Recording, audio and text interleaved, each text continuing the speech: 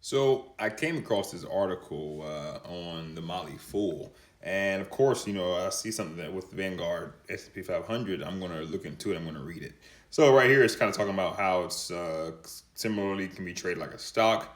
So if you're used to buying stocks only, you'll still be familiar territory if you invest in an ETF. ETF, exchange traded funds. We've talked about that before. And then they go on to say one main difference between owning an ETF versus a stock is ETFs come with fees. Those fees known as expense ratios. And always remember, if you're looking into an ETF, check out that expense ratio. That's going to let you know how much you're paying to own that ETF.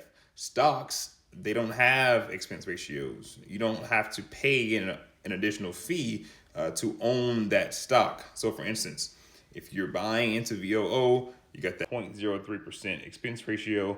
But if you're buying into a single stock like Microsoft, you won't have an expense ratio.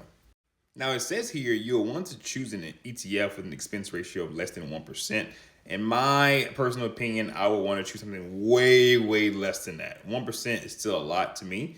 But if you keep on looking here, it says, so it doesn't weigh on your returns over the long run. The higher that expense ratio is, the more money that they're going to be taking from your returns. The Vanguard VOO S&P ETF ratio is only 0.03. SPLG, which is another one, is I think 0.02, and you got SPY, I believe, is 0.09. Now, another great thing about ETFs is they offer you instant diversification across either an index like an S&P 500 or a particular theme like biotech or retail. So through one purchase, you're getting exposure to a huge number of players. Now, for me personally, I'm a huge fan of ETF, right? I love the diversification aspect that it allows me to have in my portfolios, right? So for instance, if I'm invested into the S&P 500, I have access to 500 companies just like that by just buying one single ETF.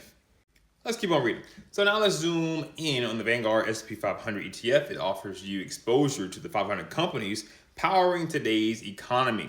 And since the index rebalances regularly, admitting new members to reflect the day's strongest companies and removing others, you'll always find yourself invested in the top companies of the times. So I made a video on this recently just about how, S&P 500, they kind of rebalance, right?